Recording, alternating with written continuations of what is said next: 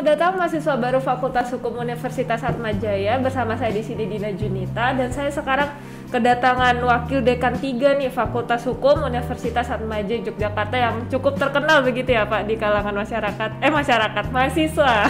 Mungkin masyarakat Sivitas Akademika Universitas Atmajaya Yogyakarta gitu mungkin. Oke.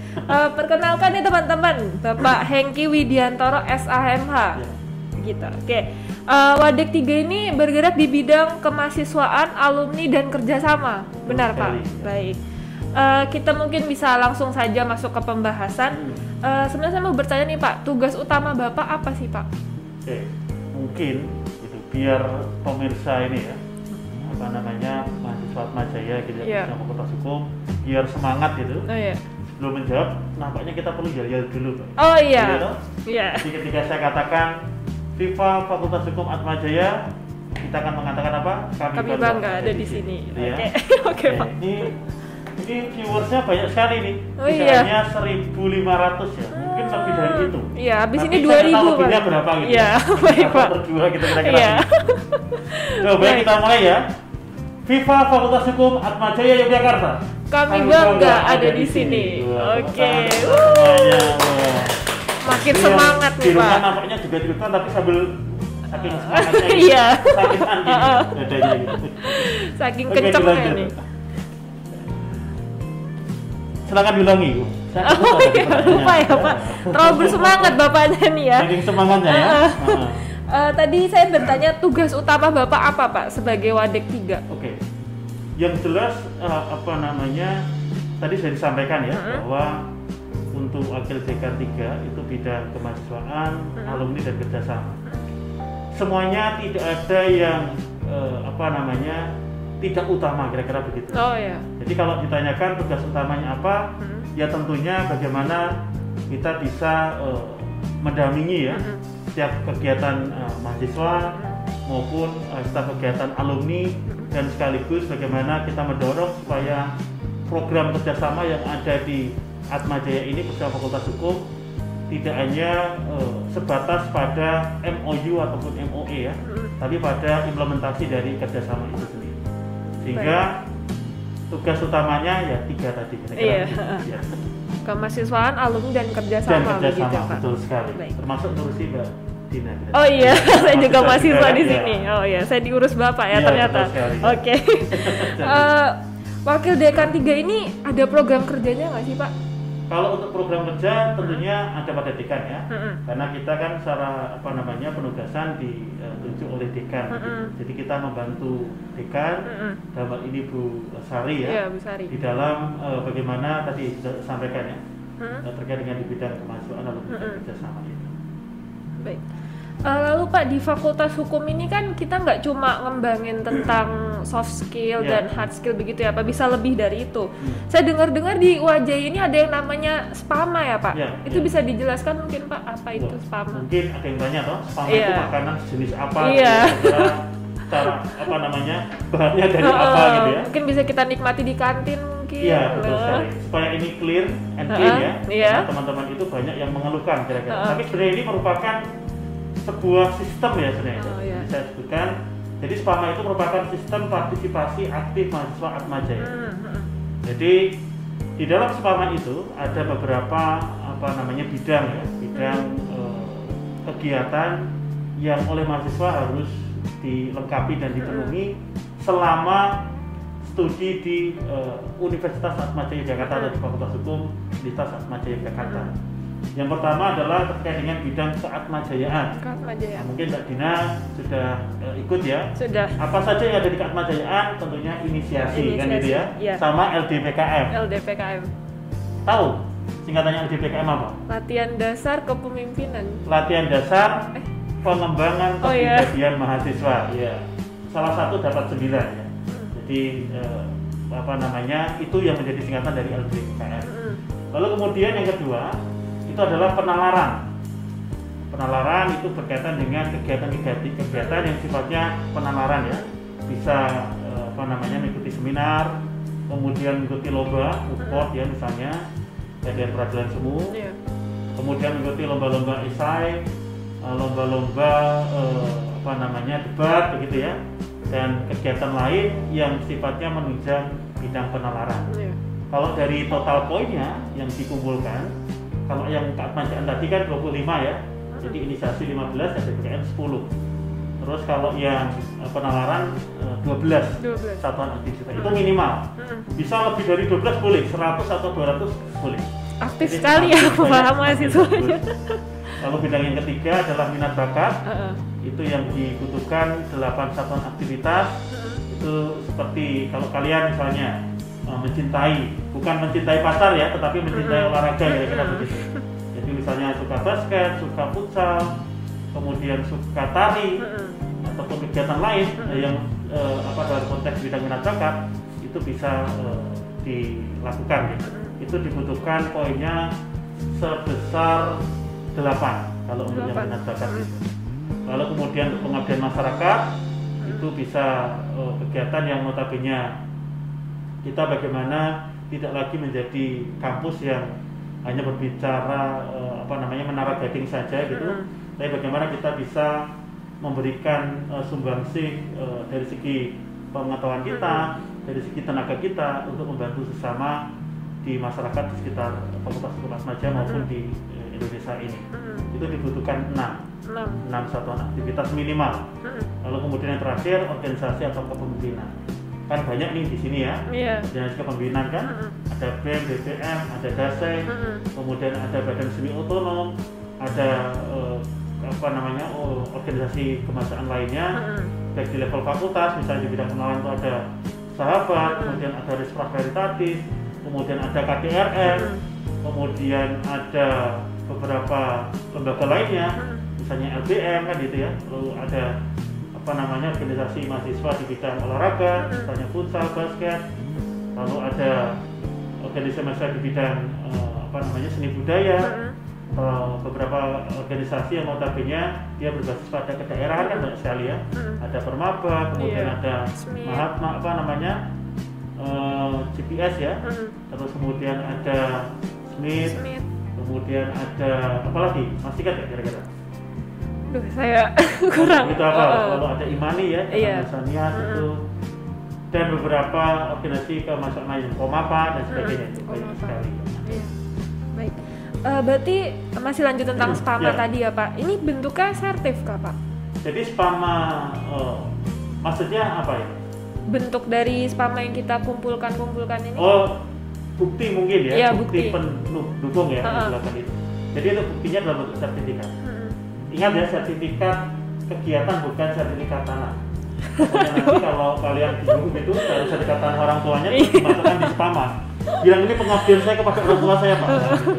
Jadi langsung lolos mungkin ya Pak kalau SPAMA-nya sertifikat tanah. Lolos menjadi anak yang berbakti. Lolos menjadi istilahnya menantu yang baik ya. Iya. Tapi untuk SPAMA-nya nanti dulu kan. Baik. Gitu, kira-kira. Lanjut, tadi kan Bapak bidangnya ada kerjasama juga. Betul, ya Pak. Ya. Itu bagaimana kerjasamanya?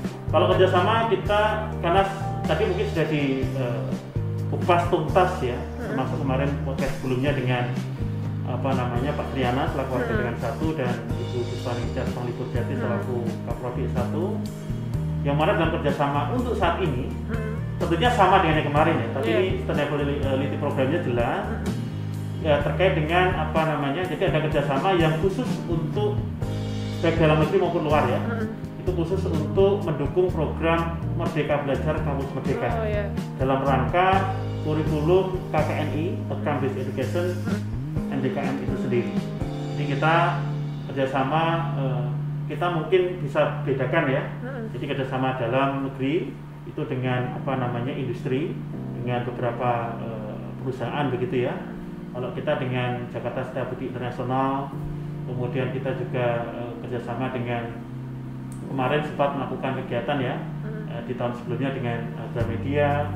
Lalu kita juga kerjasama dengan beberapa perusahaan-perusahaan yang memang mendukung calon sarjana hukum nantinya akan berkiprah di dunia industri begitu. Selain itu juga kita juga kerjasama dengan beberapa instansi atau lembaga ya di dalam negeri itu dengan banyak tentunya. Untuk saat ini kita dengan Ombudsman Republik Indonesia, lalu kita juga kerjasama dengan Lembaga Perlindungan Saksi dan Korban Republik Indonesia. Lalu kita juga bersama dengan Kementerian Luar Negeri melalui Sekretariat Jenderalnya kemarin ya, Kementerian Internasional dan banyak lainnya. Jadi kalau mungkin saya menjelaskan itu kalau kita kuliah 2 SKS itu nggak cukup, karena 2 SKS itu hanya 1 semester. Itu membutuhkan waktu yang ber-SKS itu baru yang berbicara dalam negeri ya. Tadi kan ada apa tadi? Industri ya, terus kemudian ada industri perusahaan, lalu ada instansi, jadi kan baik yang pusat maupun daerah, kejaksaan dan sebagainya. Itu lalu ada yang perguruan tinggi, kita tergabung pada NUNI juga ada, APTIK juga ada. Jadi asosiasi NUNI dan asosiasi APTIK ya, perguruan tinggi ilmu Katolik perguruan tinggi Katolik Indonesia itu. Dan selain yang dalam negeri, kita juga dengan luar negeri. Saat ini sudah jalan dengan Pasmani Peter Catholic University of Hungaria. Kita sempat mengirimkan mahasiswa ke sana ya untuk ikut program summer course ya, yang dilakukan di Hungaria waktu itu. Ada 2 orang, Mas Thomas dan Mbak Maudi. Dan saat ini kita penjajakan kerjasama. Dalam waktu dekat kita akan mengadakan virtual lecture ya, untuk dosen yang ada di Hungaria untuk memberikan materi kepada kita. Itu kira-kira. Baik. Dan ini yang baru on proses itu dengan OCTP ya, University Turki ya kita. Nanti beberapa juga sudah mulai masuk. Kira-kira begitu. Baik, itu terkait dengan kerjasama dengan pihak luar ya Pak. Tadi kata Bapak saking banyaknya nih ya Pak, tapi bisa nggak sih Pak Bapak kasih satu contoh aja yang sudah kita laksanakan? Ya, tadi sebenarnya dengan Peter dengan Pasmani ya, jadi sudah kita kerjasama itu implementasinya dengan kita mengirimkan ya mahasiswa untuk mengikuti summer course yang ada di Hungaria. Lalu kemudian contoh lain misalnya kita kerjasama dengan JSI, Jakarta Stability International. Sebenarnya sebelum adanya program Merdeka Belajar Kampus Merdeka, kita juga sudah mengirimkan mahasiswa kita untuk internship ke sana. Kemarin ada 2 orang itu. Jadi mereka dari JSI menghubungi kita karena ada kerjasama. Kita diminta untuk mengirimkan ke mahasiswa yang diikutkan dalam proyek dari JSI itu sendiri. Jadi mahasiswa kita benar-benar artinya mengerjakan beberapa dokumen kontrak sebagai kontrak dasar ya. Lalu beberapa pekerjaan lainnya yang memang menunjang atau yang diinginkan oleh perusahaan itu sendiri.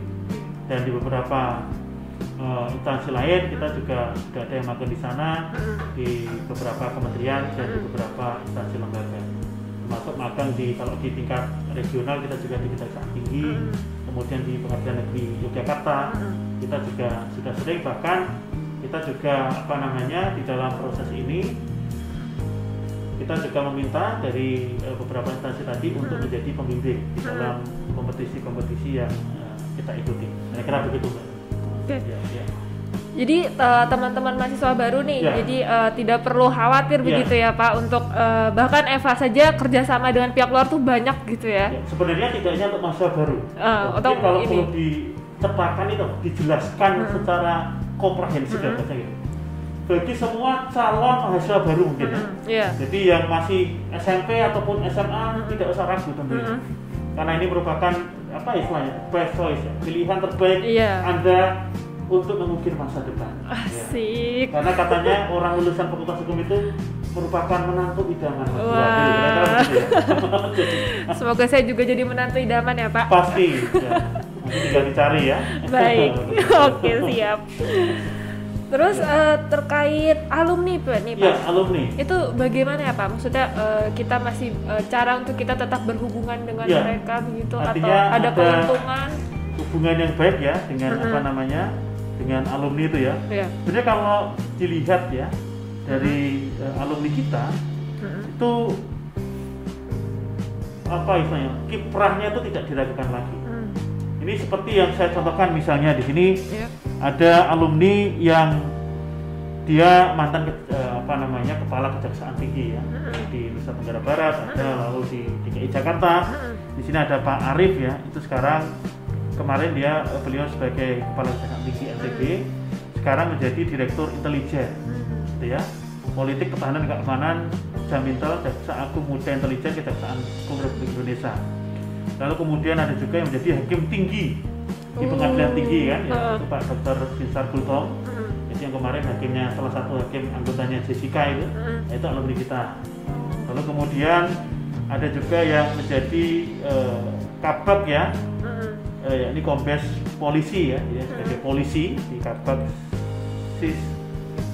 Sisin Polab ya, Aslena Kepolisian Republik Indonesia. Lalu kemudian ada yang menjadi dosen, selain dosen di Atmajaya, juga ada dosen di UGM, yaitu Mas Igusti Agung Madewardana PhD ya, itu juga lulusan kita. Kemudian tadi yang saya sebutkan mantan Kepala Kejaksaan Tinggi DKI, itu ada Pak Dr. Waris Adono, sekarang menjadi staf ahli bidang implementasi kebijakan strategis di Kementerian BUMN.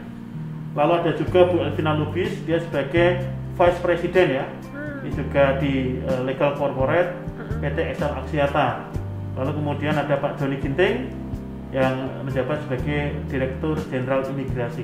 Itu baru apa istilahnya, sedikit yang saya sampaikan. Kalau banyak ya tadi kembali lagi, karena memang ya betul sekali, banyak sekali apa namanya alumni kita yang kiprahnya itu tidak diragukan dan saat ini hubungannya sangat baik.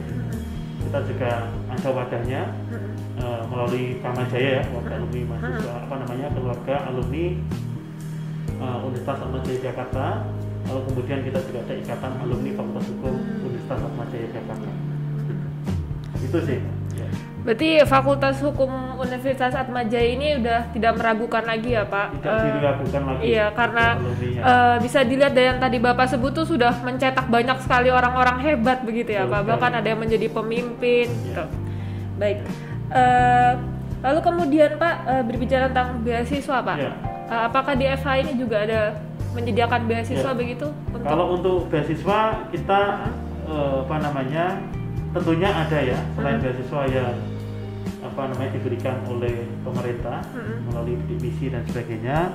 Lalu kemudian ini juga ada apa namanya beasiswa baik dari yang ada di internal ya, khususnya ya. Kita juga memberikan yang paling ditunggu tentunya. Ini ada beasiswa LIM Family Scholarship itu ya.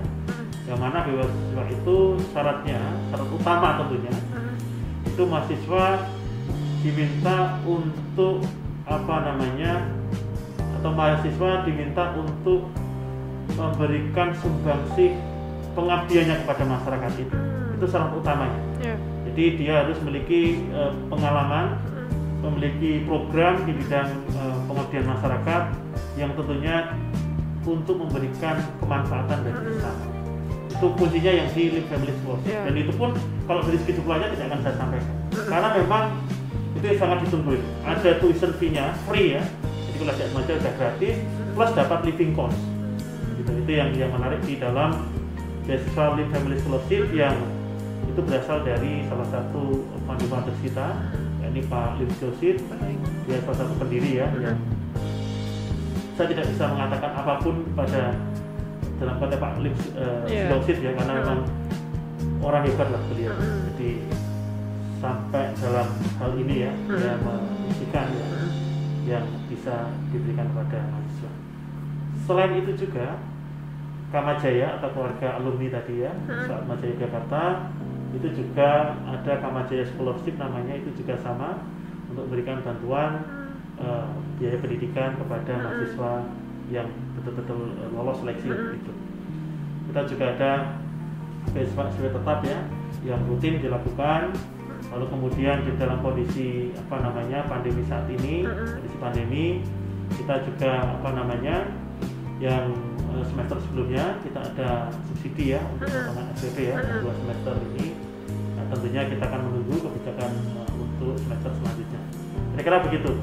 Dan beberapa beasiswa lain dari luar tentunya juga banyak ya, bersama ya, dari perbankan, kemudian dari apa namanya beberapa perusahaan-perusahaan lain ya, yang diterima mahasiswa itu juga banyak yang didapat oleh mahasiswa kita. Kira-kira begitu. Masih tentang beasiswa Pak. Salah satu mungkin Bapak bisa kasih contoh beasiswa yang dari luar itu mungkin seperti CIMB mungkin. Iya betul, dari CIMB Niaga. Lalu kemudian dari BRI yang ada ya, terus dari apa namanya beasiswa Jarum ya, itu yang apa namanya yang didapat oleh teman-teman mahasiswa bidik misi itu kan dari luar juga. Gitu. Kalau sekarang KIP ya, Kartu Indonesia Pintar. Iya. Terus kemarin juga selama pandemi juga ada KIP khusus ya untuk apa namanya SPP itu bagi mahasiswa yang keluarganya terdampak pandemi COVID-19. Pandemi, ya. Itu.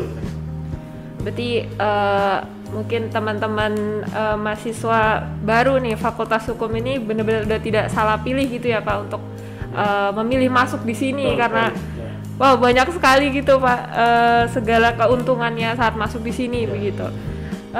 Saya mau nanya nih Pak, kemarin kan hampir setahun, mungkin sudah setahun ya Pak kita mungkin belajar online begitu ya Pak.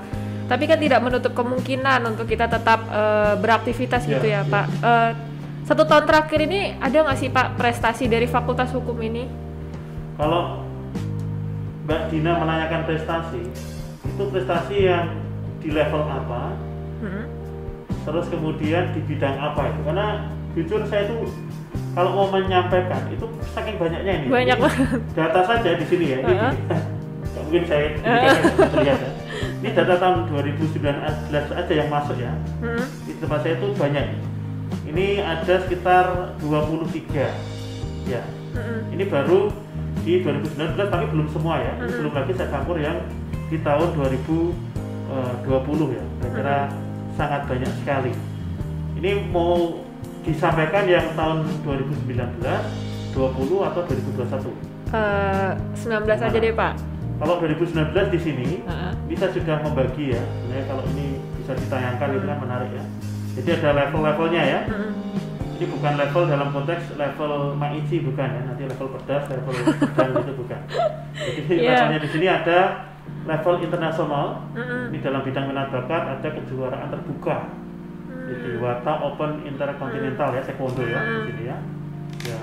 Lalu kemudian di sini ada secara internasional tadi sudah ya taekwondo. Lalu kemudian internasional lagi.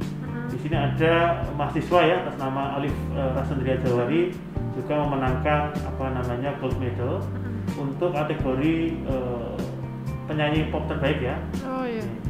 Lalu kemudian ini dalam konteks nasional, level nasional, ini nasional mutot competition ya, saya juga ikut. Lalu kemudian di sini di level provinsi duta bahasa di Mbak Karanida ya, sempat menjadi apa namanya tadi ya, moderator juga ya di podcast sebelumnya. Lalu kemudian ini tingkat nasional lomba pidato ini juga ada. Lalu kemudian kompetisi esai mahasiswa tingkat nasional. Lalu internasional tingkat internasional ada juga terkait dengan apa ini Asia Youth International Model United Nations ya, dengan tema Human Security Agenda in the Globalized World ya di Putrajaya Malaysia. Ini ikut juga. Lalu kemudian lomba karya tulis ilmiah di MPR tingkat nasional.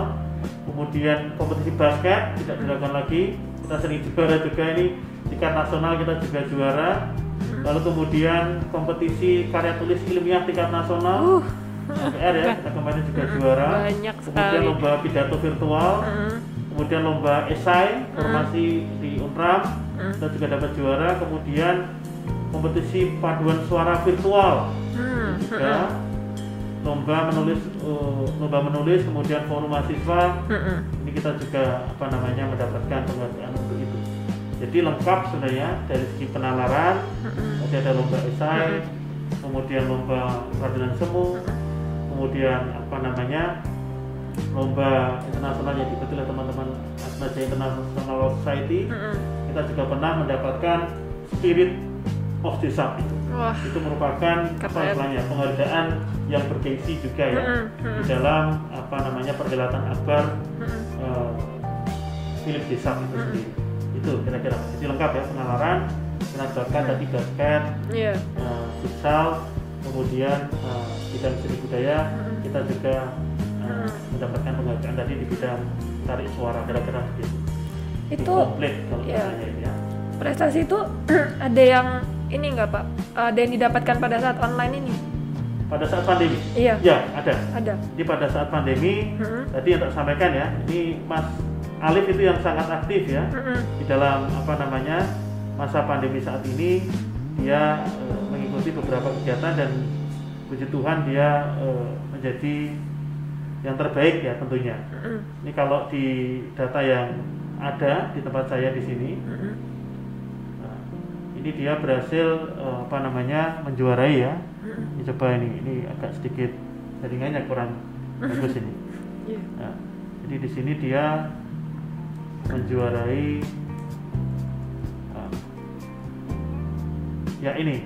dia menjuarai Second World Virtual Choir Festival 2020, kemudian Festival Indonesiana 2020 juga mendapatkan gold medal. Gitu. Lalu ditambah lagi di tahun yang sama, di tahun 2020 ini kita berhasil juga mendapatkan Best Esai, ya ini di Forum Mahasiswa Hukum Indonesia. Gitu. Lalu juga ada lomba menulis, kemudian ada lomba esai tadi ya, di kondisi selama pandemi ini. Gitu kira-kira. Berarti melihat tadi prestasi-prestasi yang sudah Bapak sebutkan itu berarti cukup bisa ditarik kesimpulan bahwa corona ini sebenarnya nggak menutup kita buat tetap aktif begitu ya Pak, tidak membatasi kita begitu ya Pak. Jadi meskipun kan kadang orang bertanya ya, Pak, corona itu kan kondisinya tidak pasti. Di dalam kondisi pandemi saat ini kayak reporter silat ya. Di dalam masa pandemi saat ini, kepastian itu adalah ketidakpastian itu sendiri. Dan bagaimana kita mengatasi ketidakpastian itu sendiri? Maka berprestasilah kan kira-kira dengan berprestasi. Dan di dalam pandemi saat ini tidak menghalangi orang untuk berprestasi. Seperti kita contohnya saat ini, meskipun pandemi kita tidak bisa bertemu secara offline gitu ya, tapi kita bisa bertemu secara online dengan teman-teman dimanapun kalian berada. Karena borderless itu. Karena kondisi pandemi saat ini kan lintas batas kita kan untuk bertemu dengan siapapun. Kira-kira begitu Mbak Dina. Ya. Keren sekali ya. Gini Pak, online gini kan Bapak ini yang paling sering berurusan dengan mahasiswa begitu ya Pak, ke mahasiswa. Bapak ini kangen gak sih Pak sama untuk bertemu offline dengan mahasiswa-mahasiswa begitu? Tidak bisa saya anggapkan dengan kata-kata mungkin. Karena memang istilahnya ya, jiwa kampus itu kan tentunya siapa sih sebenarnya gitu ya, orang yang akan dituju ya di dalam kampus itu kan tentunya kan mahasiswa.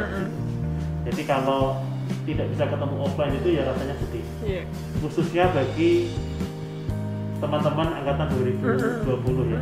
Kalau 2019 mungkin kemarin masih sempat ketemu waktu inisiasi ya. Tapi kalau 2020 sama sekali belum ketemu ya. Kecuali bagi teman-teman yang saat ini ya membantu di dalam penyusunan podcast ini kira-kira gitu. Jadi ya. Begitu. Mungkin Bapak ada pesan-pesan untuk mahasiswa baru? Ya. Halo semuanya, kepada teman-teman Atma Jaya Muda, kira-kira gitu. Fakultas Hukum Universitas Atma Jaya Yogyakarta, dimanapun kalian berada. Kalian tentunya tidak salah pilih belajar di Fakultas Hukum Universitas Atma Jaya Yogyakarta. Banyak hal yang bisa kalian kerjakan, kalian lakukan selama pandemi COVID-19 ini. Banyak platform media yang sudah disiapkan oleh Universitas Atma Jaya Yogyakarta. Silakan kalian gunakan dengan baik, dan tentunya seperti yang setelah saya sampaikan pada Mbak Dina tadi, kondisi pandemi ini tidak menghalangi kita untuk berprestasi. Dan ketika ditanya, apakah kalian sudah memberikan kontribusi kepada Fakultas Hukum Atma Jaya? Tentunya pertanyaan itu menarik untuk kita renungkan. Jadi kalau saya menyitir ya dari pendapatnya Bung Karno itu, jangan pernah tanyakan apa yang fakultas berikan kepada Anda, tapi tanyakan pada diri Anda apa yang sudah kalian berikan kepada fakultas tercinta ini. Kira-kira begitu. Wah, keren sekali. Saya pengen tepuk tangan terus nih buat bapaknya. Jadi kalau mungkin ada kayak emot tepuk tangan itu mungkin bisa diketik gitu ya. Iya, diklik clap. Biasanya kita tepuk tangan online ya Pak. Sekarang tepuk tangan langsung nih buat bapaknya. Baik. Mungkin beberapa pertanyaan tadi sudah sangat membantu Pak untuk menambah informasi bagi mahasiswa baru ini ya Pak. Baik Pak Hengki, terima kasih banyak nih Pak untuk waktunya di tengah-tengah kesibukan Bapak masih bisa ngeluangin waktu nih buat ngisi podcast dan juga bertemu dengan teman-teman mahasiswa baru begitu ya Pak. Baik, mungkin untuk teman-teman sampai sini saja podcast kita pada hari ini. Semoga kalian sehat selalu dimanapun kalian berada sekarang, dan juga nih jangan lupa like, comment, subscribe, bahkan share juga ya Pak untuk pengembangan YouTube Eva Wajai ini biar lebih banyak dikenal gitu. Ya, baik, terima kasih semuanya, sampai jumpa. Dan jangan lupa kita salam lagi. Oh iya, buat penutup ya, lupa saya nih. Oke. Teman-teman semuanya, yuk kita gaulkan salam kita ini ya. Ketika saya mengatakan FIFA Fakultas Hukum Atmajaya, kita jawab kami bangga ada di sini ya. Oke, 1, 2, 3. FIFA Fakultas Hukum Universitas Atmajaya Yogyakarta. Kami bangga ada di sini. Terima kasih ya. Terima kasih Pak. Terima kasih Mbak Dina, teman-teman semuanya, Tuhan berkati ya. Kita ketemu lagi di podcast selanjutnya. Oke, terima kasih Pak Eki.